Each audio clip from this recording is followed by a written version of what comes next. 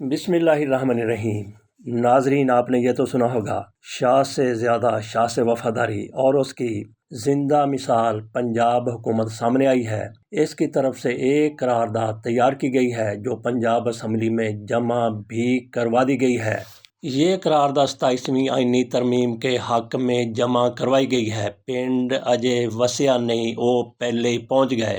یہ عموماً پنجابی میں محاورہ اس وقت بولا جاتا ہے جب ابھی کسی چیز کی تیاری ہو رہی ہوتی ہے لیکن اس سے مفاد حاصل کرنے والے پہلے ہی تیار بیٹھے ہوتے ہیں۔ ترمیم میں کیا کہا گیا، کس نے پیش کی، کیا ترمیم ہے، آپ کے سامنے رکھ دیتے ہیں۔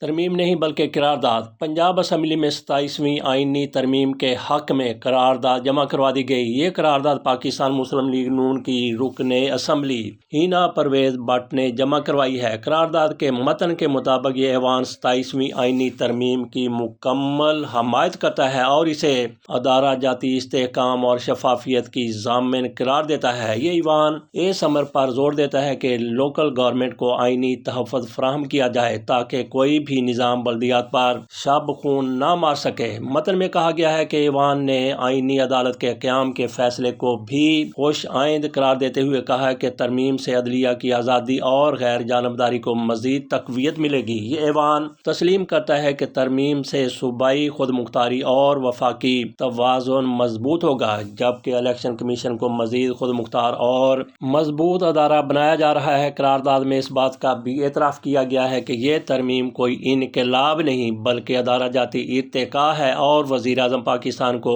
آئینی اصلاحات پر خراج تحسین پیش کیا گیا۔ ایوان نے اپنے عزم کا اظہار کرتے ہوئے کہا کہ 27ویں آئینی ترمیم پاکستان کے اداروں کے استحکام کا سنگ میل ثابت ہوگی۔ الیکشن کمیشن کو کیوں مضبوط بنانے کی بات کی گئی ہے؟ صرف اس لیے کہ الیکشن کمیشن نے لوگوں کے لیے جو کچھ کر دیا وہ پوری دنیا نے دیکھا اور ابھی اس ترمیم کا مسودہ سامنے نہیں آیا۔ مولانا فضل الرحمان صاحب اس پر شاکی ہیں، وہ شکوہ کر رہے ہیں کہ ہمیں مسودہ نہیں دیا گیا اور کہیں بھی مسودہ نظر نہیں آ رہا۔ بہرحال اس ترمیم کے 27ویں آئینی ترمیم کے پوائنٹس سامنے آئے ہیں، اسی کو لے کر لوگ اس پر ڈسکشن کر رہے ہیں۔ ترمیم کے حوالے سے مولانا فضل الرحمان صاحب فرماتے ہیں کہ صوبائی اختیارات میں کمی کے مخالف ہیں، جمہوریت پر اثر نہیں پڑنا چاہیے، یہ مولانا فضل الرحمان صاحب کی طرف سے کہا گیا ہے۔ مولانا یہاں پہ 26ویں آئینی ترمیم کا بھی تذکرہ کیا۔ مولانا یہ کریڈٹ لیتے ہیں کہ اس میں بہت سی شقیں ایسی تھیں جو ناقابل قبول تھیں، وہ ہم نے نکلوا دیں اور تحریک انصاف کو بھی اس پر متفق کیا گیا تھا۔ یہ مولانا فضل الرحمان کی طرف سے عموماً دعویٰ کیا جاتا ہے۔ مولانا فضل الرحمان 26ویں آئینی ترمیم کے حوالے سے کیا کہتے ہیں وہ بھی ذرا ملاحظہ کیجیے۔ وہ فرماتے ہیں کہ 26ویں ترمیم میں حکومت 35 شقوں سے دستبردار ہوئی تھی، ان میں سے اگر کوئی شق 26ویں آئینی ترمیم میں رکھی گئی، پاس کروائی گئی تو آئین کی توہین سمجھی جائے گی۔ مولانا فضل الرحمان صاحب کی طرف سے یہ نہیں کہا گیا کہ اگر ان شقوں میں سے جو ان میں سے نکالی گئی تھی 26ویں آئینی ترمیم سے، وہ اگر 27ویں آئینی ترمیم میں شامل کی جاتی ہیں تو ہم کیا کریں گے، احتجاج کریں گے؟ نہیں، بلکہ انہوں نے کہا یہ آئین کی توہین ہوگی۔ مولانا فضل الرحمان صاحب نے کسی قسم کی دھمکی دینے سے گریز کیا ہے۔ بات ہم کر رہے تھے پنجاب حکومت کی کہ کس طرح سے اس کی طرف سے ترمیم ابھی سامنے نہیں آئی، مسودہ ان کے پاس ہے نہیں۔ مولانا فضل الرحمان کہتے ہیں کہ ہمیں مسودہ نہیں دیا گیا۔ اس پر مولانا فضل الرحمان کی طرف سے باقاعدہ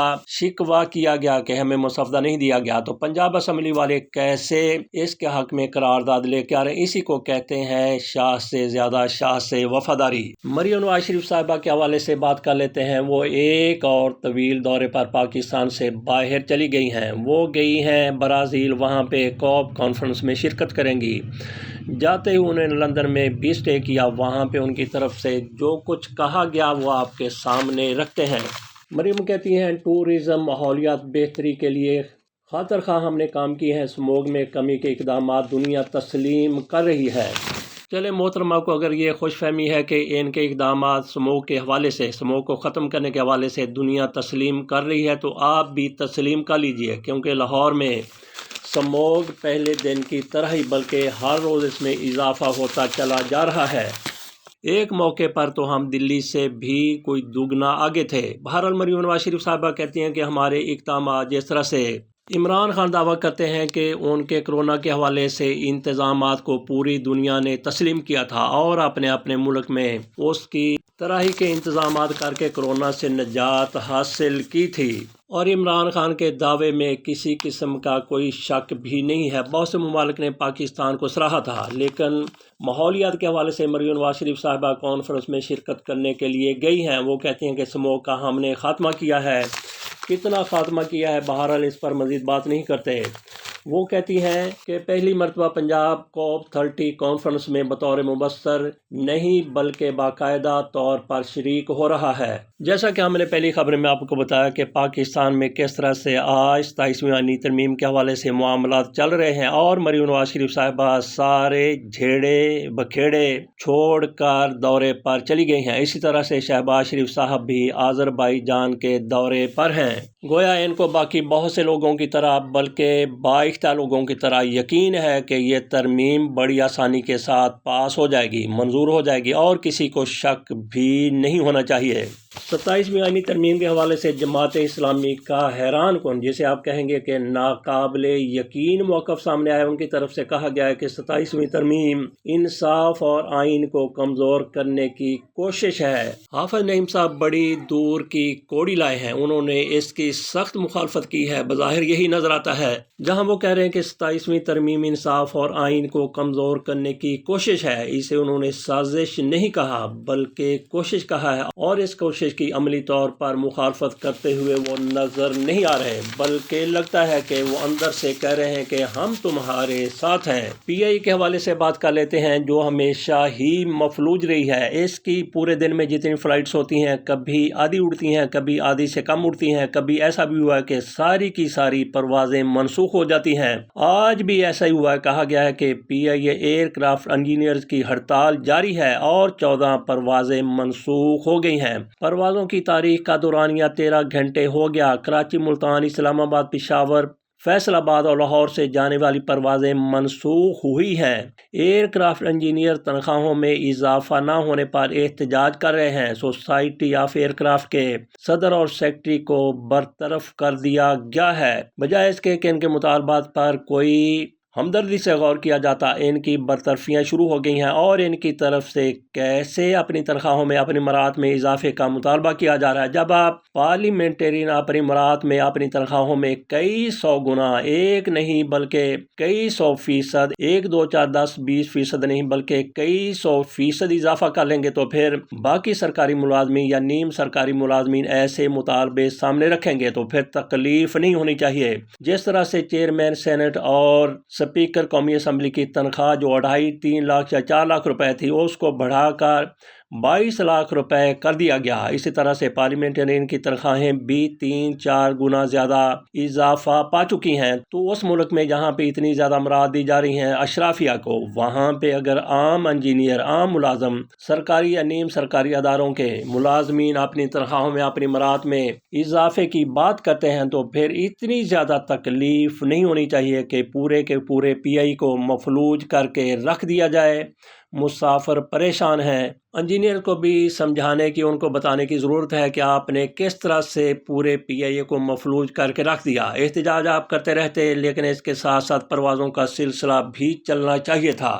لیکن ان کو بھی شاید یہ علم ہے کہ حکومت پر اس طرح سے کسی قسم کا کوئی اثر اور فرق پڑنے والا نہیں ہے۔ اگر وہ پرامن گھر بیٹھے احتجاج کرتے رہتے یا کسی ایک ایئرپورٹ پر احتجاج کرتے تو حکومت کی طرف سے کوئی نوٹس نہیں لیا جانا تھا۔ بہرحال برطرفیاں ہوئی ہیں، اور شروع میں حکومتوں کی طرف سے ایسا ہی کیا جاتا ہے، بعد میں برطرفیاں بھی واپس آ جاتی ہیں۔ ایک افسوسناک خبر یہ ہے کہ کراچی میں ANP کے عہدیدار کو گھر میں داخل ہو کر اس وقت جان بحق کر دیا گیا جب وہ قرآن پاک کی تلاوت کر رہے تھے۔ کہا جاتا ہے کہ 2 ملزم بیٹھک میں گھس کر 55 سال کے سمیع اللہ باجوڑی کو گولیاں مار گئے۔ اس سے پہلے بھی حملہ ہوا تھا۔ پولیس کی طرف سے یہ کہا گیا ہے، انتہائی زیادہ افسوسناک واقعہ ہے۔ یہ کہا جا رہا ہے کہ یہ ذاتی دشمنی ہو سکتی ہے۔